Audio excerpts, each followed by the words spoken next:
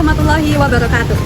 Pada video kali ini, kami dari mahasiswa PPG Calon Guru Universitas Wijaya Kusuma Surabaya akan memaparkan materi mengenai pembelajaran berdiferensiasi. Adapun anggota dari kelompok kami yaitu yang pertama, Wahyu Puspa Mawarni Utami, Windy Sundari, Yafi Mufatilatil Munawaroh, Yuliati Rahmi Firdiana, Yuristiadia Indriani. Menurut teori Tomlinson, pembelajaran berdiferensiasi adalah usaha untuk menyesuaikan kebutuhan belajar peserta didik sebagai individu. Atau bisa dikatakan juga bahwa pembelajaran diferensiasi merupakan pembelajaran yang memiliki keleluasaan dan mampu mengakomodir kebutuhan peserta didik untuk meningkatkan potensi dirinya berdasarkan kesiapan belajar, minat, dan profil belajar peserta didik yang berbeda-beda.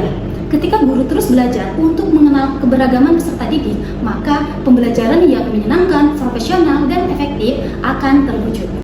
Baik, selanjutnya masuk di bagian ciri-ciri dari pembelajaran berdiferensiasi. Pembelajaran berdiferensiasi memiliki 4 ciri-ciri yang kami ketahui. Ciri-ciri tersebut: pertama, pembelajaran berfokus pada konsep dan prinsip pokok. Jadi, pembelajaran berdiferensiasi harus berfokus pada kompetensi dasar pembelajaran. Yang kedua, evaluasi kesiapan dan perkembangan belajar peserta didik diakomodasi ke dalam kurikulum. Di sini, perlu adanya pemetaan kebutuhan peserta didik yang kemudian dimasukkan ke dalam strategi pembelajaran. Ciri yang ketiga, pengelompokan peserta didik dilakukan secara fleksibel. Misalnya, bisa secara mandiri, berkelompok berdasarkan tingkat kecerdasan, berkelompok berdasarkan modalitas belajar, dan lain-lain. Sedangkan ciri yang keempat, peserta didik secara aktif bereksplorasi di bawah bimbingan dan arahan guru. Pembelajaran berdiferensiasi ini berpusat kepada peserta didik. pembahasan selanjutnya yaitu unsur-unsur pembelajaran berdiferensiasi. Di antaranya yaitu yang pertama, konten atau materi yang akan diajarkan. Diferensiasi konten dapat dilakukan guru dengan memodifikasi materi yang akan diajarkan sesuai dengan tingkat pemahaman peserta didik atas pertimbangan kebutuhan belajar mereka. Yang kedua yaitu proses atau cara mengajarkan. Guru perlu melakukan pendekatan yang berbeda kepada setiap peserta didik selama proses pembelajaran. Diferensiasi proses ini dapat dilakukan guru melalui penyajian materi dengan cara yang berbeda-beda sesuai dengan kebutuhan belajar mereka. Yang ketiga yaitu produk atau performa yang dihasilkan. Diferensiasi produk ini dapat dilakukan guru dengan memberikan tugas dan penilaian dengan cara yang beragam sesuai dengan kebutuhan belajar mereka, namun tetap mengacu pada tujuan pembelajaran yang hendak dicapai. Dan yang terakhir yaitu lingkungan belajar. Lingkungan belajar juga merupakan salah satu unsur pembelajaran berdiferensiasi. Lingkungan belajar yang aman dan kondusif dapat membantu peserta didik untuk fokus pada pembelajaran dan membantu mereka untuk berkembang sesuai dengan potensinya masing-masing. Teori pendukung pembelajaran berdiferensiasi. Yang pertama yaitu teori konstruktivisme, Jean-Piaget and Vygotsky.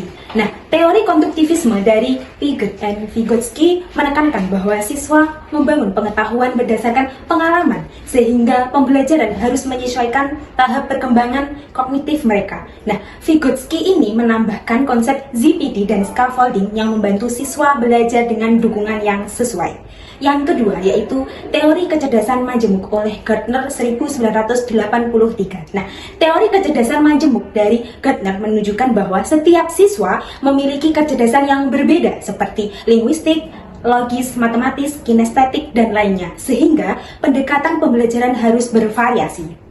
Yang ketiga yaitu teori gaya belajar oleh Fleming dan Kolb. Nah, teori gaya belajar seperti model FARK, visual, auditory, read and write, and kinesthetic dari Fleming dan teori pembelajaran pengalaman dari Kolb menekankan pentingnya menyesuaikan metode pembelajaran dengan cara belajar siswa. Selanjutnya yaitu teori diferensiasi pembelajaran oleh Tomlinson 2001. Teori ini dikembangkan oleh Tomlinson menjelaskan bahwa guru perlu menyesuaikan konten, proses, produk, dan lingkungan belajar agar sesuai dengan kesiapan, minat, dan profil belajar siswa. Selanjutnya yaitu teori motivasi oleh Deci dan Ryan 1985. Nah, teori motivasi dari Deci dan Ryan menjelaskan bahwa motivasi belajar meningkat ketika kebutuhan akan otonomi, kompetensi, dan keterhubungan siswa terpenuhi. Berikut ini merupakan contoh penerapan pembelajaran berdiferensiasi. Yang pertama, guru menyesuaikan materi berdasarkan minat dan kesiapan peserta didik. Yang kedua, guru memberikan kegiatan sesuai dengan kemampuan dan gaya belajar peserta didik. Yang ketiga, guru merancang produk yang akan dikerjakan peserta didik berdasarkan kemampuan dan pemahaman keterampilannya. Dan yang keempat, guru menyusun tempat duduk peserta didik berdasarkan kesiapan belajar, minat, dan gaya belajar mereka. Sekian pemaparan materi mengenai pembelajaran berdiferensiasi. Semoga bermanfaat. Sampai jumpa pada kesempatan lainnya. Wassalamualaikum warahmatullahi wabarakatuh.